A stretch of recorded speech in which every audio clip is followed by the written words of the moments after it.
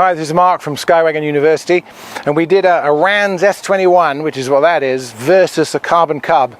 Little fun little comparison on a previous video. So I managed to round up this old Husky from somewhere, and its owner, hello! Oh, and here's its owner, somebody that may be familiar to some of the viewers. What's the matter, Mark? Is sales so slow you got to drag the leg to try to get some new content? Yes. Juan Browne from Blancolirio has come over with his excellent Husky just to have a bit of banter and see what both planes are like. Thanks, Juan. Yeah, check out this S21. Yeah, it's nice. Cool. Yeah. Did you saw the video with the Cub, right? Yeah, I did. Yep, okay, yep. We're just going to, we're not going to be measuring, we're tape measures, we're just going to have a laugh. Yeah. But we're going to talk about the differences. And similarities. Well, there's a lot of differences. It's almost an apples and oranges kind of comparison. We're talking certified versus experimental to begin with. And we're talking about heavy and light. Yep. Okay, so the Cub was certified. The Cub was experimental, but it was a Super Cub. Well, it was a Carbon Cub. Yeah. The FX3. Yeah. Right. These are known to be much faster than Cubs, right? Oh yeah, So, they should toot along about 120 miles an hour depending on what tires you put on it. all right, good. Because the Cub was slower than this. And everybody knew that. I saw that. Everybody knows that. Yeah. But Huskies are known to be faster than Cubs. So tell us a bit about it. What year, what model? Okay, this is a 1997 A1. They're up to the A1C model now, so that means this one's got the spades. It's fabric covered, 4130 chrome moly fuselage, aluminum wings. What year is it? Didn't I just say that? 97. 97, okay, yeah. Okay. Yeah, 97, correct. 97 A1. So we'll hit the big numbers. So for the comparisons. What engine? 180 horse Lycoming. 180 horse Lycoming. Prop? Constant speed Hartzell Trailblazer carbon composite prop. Oh yeah. The only way to go. Well, that or an MT prop. Yeah. Because you got the old metal job there. This is made of metal. Quick question: do you have a restriction on the tachometer regarding RPMs with that prop? 26. No, I mean, is there a band in the on the tach? The resonation range. Correct. Oh, you don't even have a tachometer in there. I don't even know how you people read that thing. It's digital. You airline guys. So metal prop, composite prop.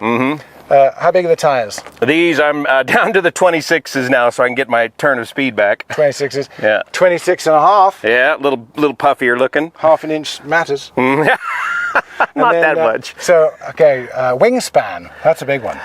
Yeah, so what do we got here? 35 and a half feet and 183 square feet of wing area? Yep. And this is normally 28 feet. They end here normally. This has had 2 feet more added. Well, so you got extensions on here. So this is, so it's a foot and a half more. So it's 30 feet.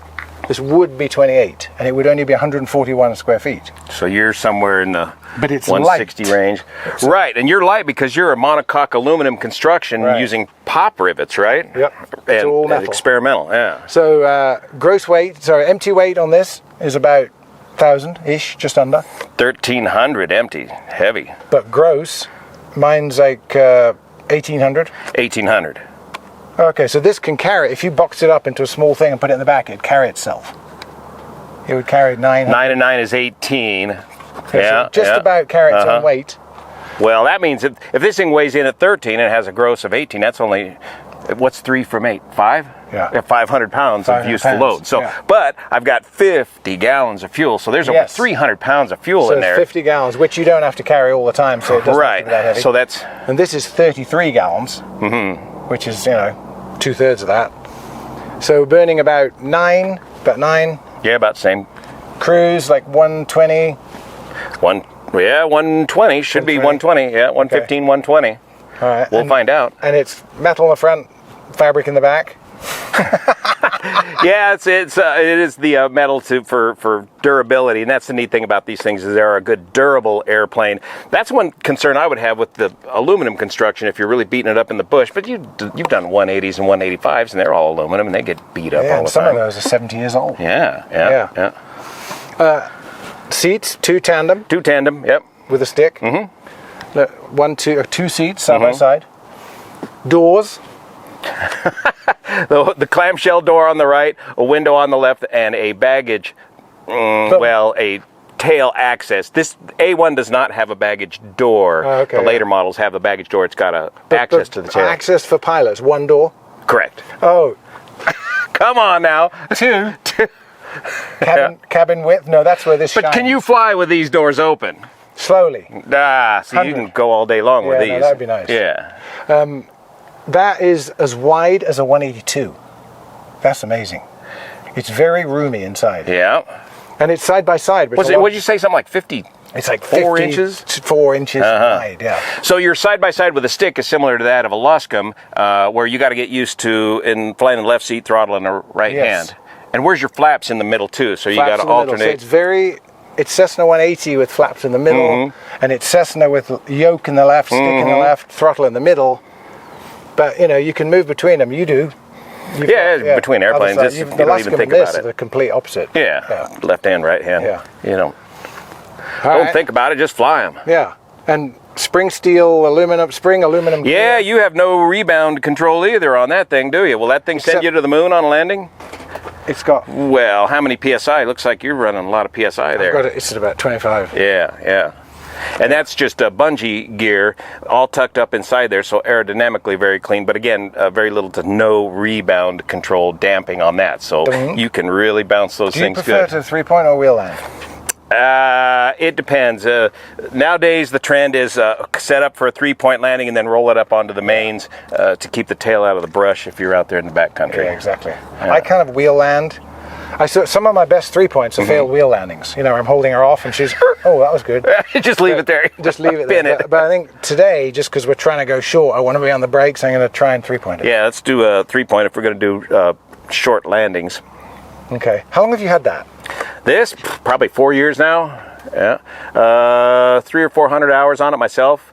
What this is really great to do, this is what I call like a adventure motorcycle versus dirt bikes, carbon cubs versus huskies, or maybe the Rans here. We'll find out. But it's a good compromise for a kind of a adventure machine.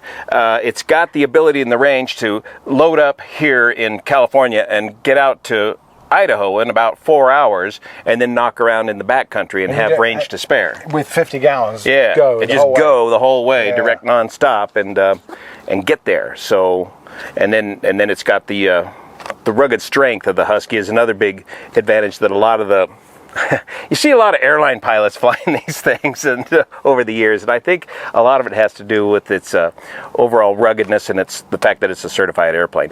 The one odd thing about the Husky, this particular, most all Huskies, they've changed them recently, is the trim system. Are you familiar with the trim system on these? Different to... Well, let's see. You've got a servo tab on this with a conventional elevator, right? Well, the whole, So the tail...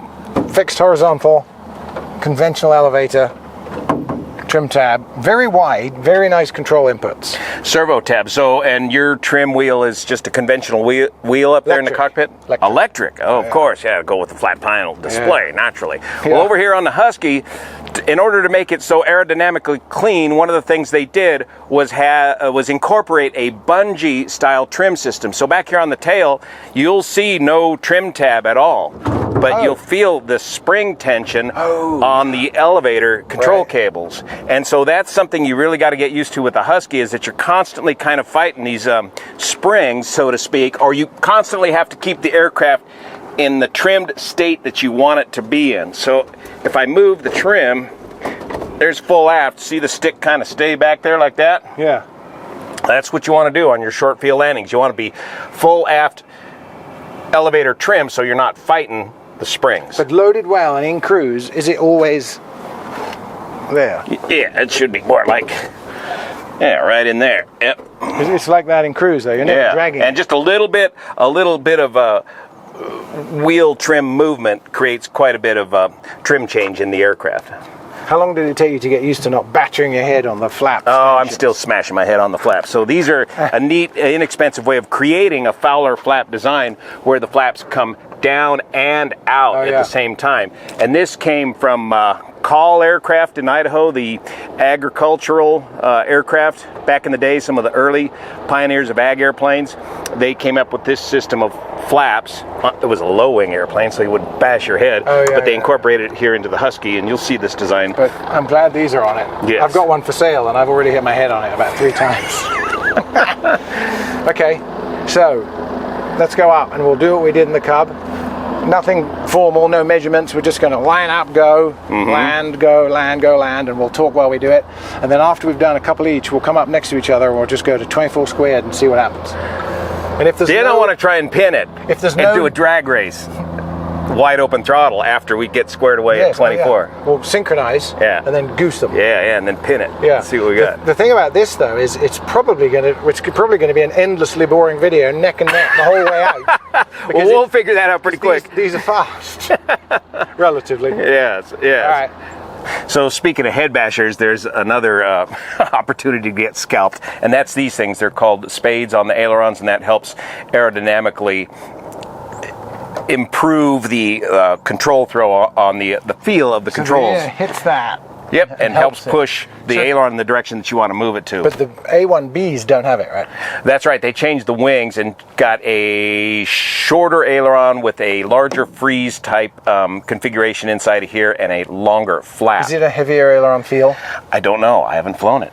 Because I hear it is. That would be a massive assist. Yes, and it does help. And this comes from the aerobatic world, and of course, Aviat Aircraft are the holders of the type certificate to build Pitts. Yeah, exactly. Pitts special biplanes. Yeah. Made in Wyoming. Afton, Wyoming. Made in Wyoming. Made in Kansas. Yeah. Made in the USA. But built in your garage. Yeah, well, you get the pieces. Yeah. Or you can go and help. Or you can do a home. And when I say pop rivets, is that a bit of a misnomer? Aren't a lot of these Cherry Max structural? Yes, they're not pop rivets. They're structural Cherry Max rivets. Right. So they're actually very strong and easy to replace. Yes, and easy to build. If things start working and moving, you just drill them out and put another one in. Yeah. Except for the steel shank. Good luck with that. Yeah. Off center. Yeah. Oh, don't do that.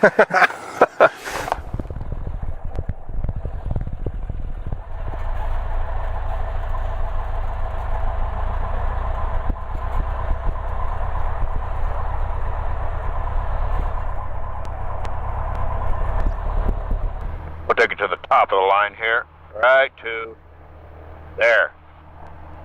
Clear. Mixture prop mags. Round it up. Brake release.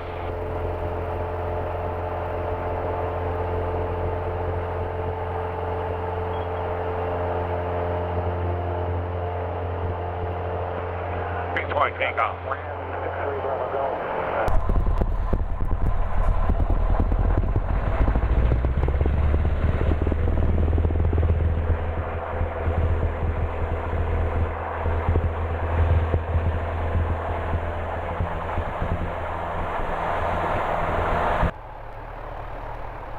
Good. Stabilized. Trim. Good mark. Floated right past it. Oh, good one. I need more weight in the tail, dang it. That was awful.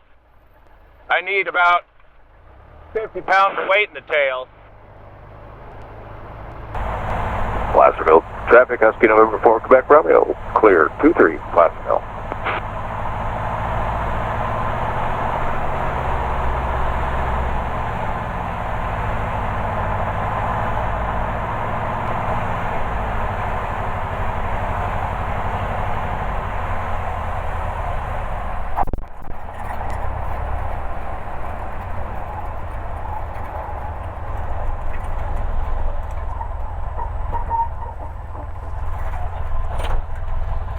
Up to the top of the line here. Right to there. All set. We get this back there. Runway is clear.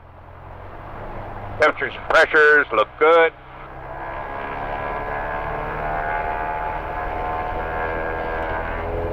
Full power.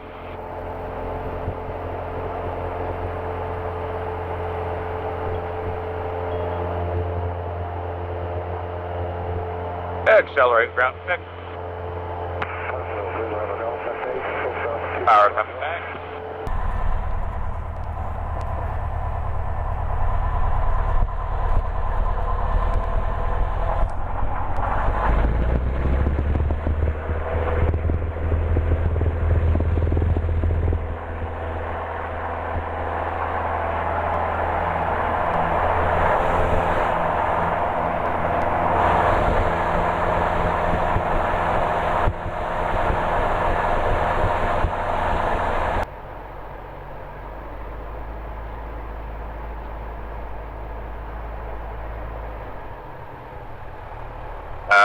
Another lifty.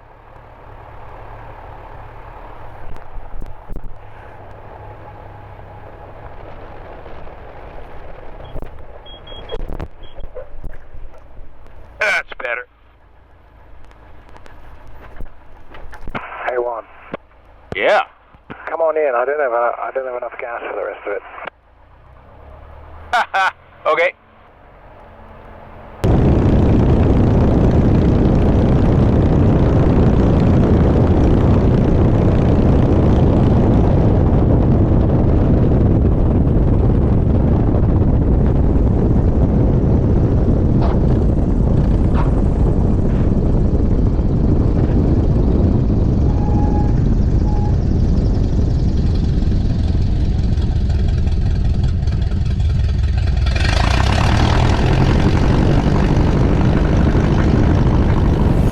Well, that was great. Fun. So the viewers, they can be the judge. I think I won. We'll see what the comment section says there. Okay. Now, how long have you been flying this airplane? So you've just witnessed my 7th, 8th, and 9th landings. Ah, weak excuse. How long have you been flying that? Well, like I said, I've probably owned it 4 years now, 300 plus hours. Yeah. Well, that's starting fun. to feel like an old shoe. Let's do it again. No. So this was fun. We do these videos. We interview famous people. We have people come in and do. When his ratings are low. Yeah. We come in and do interviews in our little studio, and Juan's done a few, and we'll do Good some fun. more. Yeah, it's a great studio. Yeah. So if you've got an interesting story about aviation, or you know someone who has, just get in touch, and let us know what you think about this flying, and subscribe on the little link, click on the bell, and thanks for watching. It's Mark at Skywing University with Juan Browne from Blancolirio. Remember, I was the guy that told you to start this channel because he's a wealth of general aviation knowledge, especially on all the Cessna lines of aircraft. You've been selling these things for how many years now? 30. 30 years, yeah. Yeah, no, you GA got knowledge. me into all this. You got me into, what did Laurel and Hardy do? Yeah. You got me into all Yeah. this. Yeah. That's right. Juan, thanks very much. Fine kettle of fish. See you here.